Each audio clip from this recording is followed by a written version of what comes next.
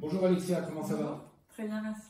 Bon, depuis la dernière fois où on avait expliqué donc qu'on allait un petit peu détailler, rentrer dans le détail de certains sujets, tu as choisi de nous parler de quoi aujourd'hui? De l'obésité. D'accord. Alors, comment définit-on l'obésité? Alors, déjà, je vais vous prendre la définition de l'OMS, Organisation mondiale de la santé. Donc, se caractérise par l'excès de masse grasse entraînant des risques pour la santé. Donc, on peut réussir à diagnostiquer une obésité grâce déjà à l'IMC. Donc, l'IMC, c'est un indice de masse corporelle qui se calcule. Donc, si vous êtes supérieur ou égal à 30 en IMC, vous êtes dans une obésité déjà modérée. Alors là, on rentre dans je vois que tu rentres dessus dans le détail, enfin dans le côté technique. Oui. Je me suis un petit peu renseigné, j'ai regardé ici et là des chiffres. Je ne sais pas, il y a une augmentation de l'obésité depuis quelques années. Oui. C'est affolant. Oui, on est passé de 6% dans les années 80 à 17% actuellement en France. Donc, oui, 17% de cas d'obésité en France. Ce qui fait à peu près 8 millions de personnes en France. D'accord. Et c'est dû à quoi tout ça? Non, plus généralement, c'est dû à la mauvaise alimentation et à la sédentarité. D'accord. Ouais. Principalement, c'est ça. Et de toute façon, je vais un peu plus rentrer dans les détails. Déjà, je voulais terminer sur comment déjà diagnostiquer l'obésité. Et après, on arrivera sur justement qu'est-ce qui déclenche l'obésité. Comme je disais, donc l'IMC supérieur ou égal à 30, c'est pour une obésité modérée. Après, on a supérieur ou égal à 35, c'est une obésité sévère. Et au-delà de 40, c'est une obésité morbide.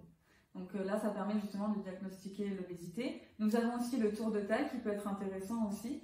Un homme qui a un tour de taille supérieur à 105 cm et une femme à 88 cm, c'est aussi un facteur annonciateur de l'obésité. Exactement. Alors les femmes ont plus souvent une obésité dite génoïde, en fait, c'est un amas graisseux au niveau des hanches, et les hommes c'est plutôt androïde, qui est un amas graisseux au niveau de l'abdomen. Après aussi, ce qui est intéressant, c'est que vous avez aussi l'impédance mètre. Ça permet justement de calculer le pourcentage de masse grasse dans le corps. Sachant qu'une femme doit être comprise à peu près entre 20 et 30% de masse grasse, et un homme 8 à 18% de masse grasse. Donc ça permet vraiment de voir, parce que l'IMC ne peut pas toujours être correct, vraiment la masse grasse va permettre justement de savoir en fait tous les facteurs, savoir si vraiment on est dans la catégorie obésité. Y a-t-il des prédispositions pour l'obésité?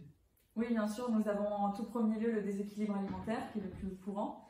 Nous avons les antécédents familiaux, la sédentarité, l'alcool et certains médicaments aussi. Nous avons aussi des facteurs aggravants, nous avons aussi les chocs émotionnels, la dépression, le sevrage tabagique et aussi dû aux changements hormonaux.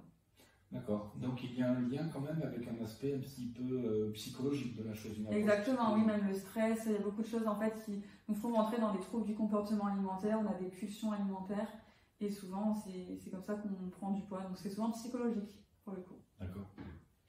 Y a-t-il des complications auxquelles il faut s'attendre quand on est atteint d'obésité? Alors oui, malheureusement il y en a quand même pas mal, donc je vais vous en déjà citer 7 que vous allez voir directement affichés sur votre écran de manière plus détaillée pour vraiment détailler mieux les complications. Donc, nous avons des maladies cardiovasculaires, respiratoires, métaboliques, articulaires, digestives, cutanées et sexuelles.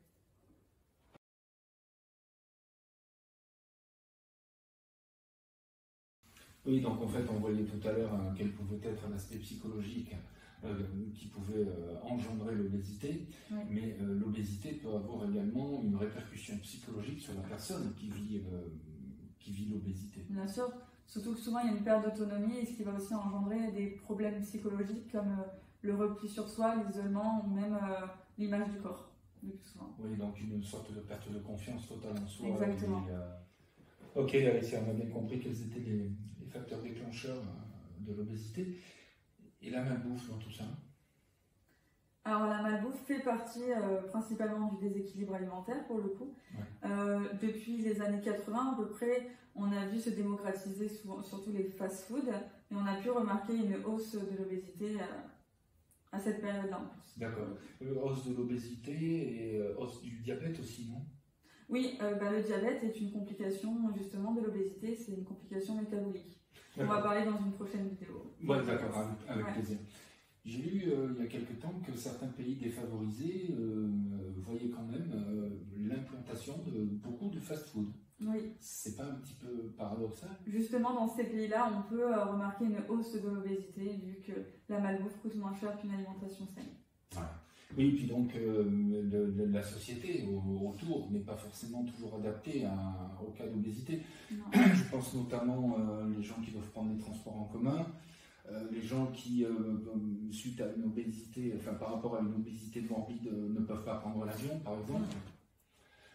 Et puis même pour s'habiller, comment font-ils? Ces gens-là, ils sont un petit peu exclus de la société. S'habillent dans des magasins spécialisés, j'imagine? Il y a certains magasins qui proposent quand même des vêtements de grande taille, mais c'est pas souvent très... Ouais, pas très attractif. Exactement, oui. Donc le plus souvent, ça va être dans des magasins spécialisés, et en plus, c'est des habits qui coûtent extrêmement cher.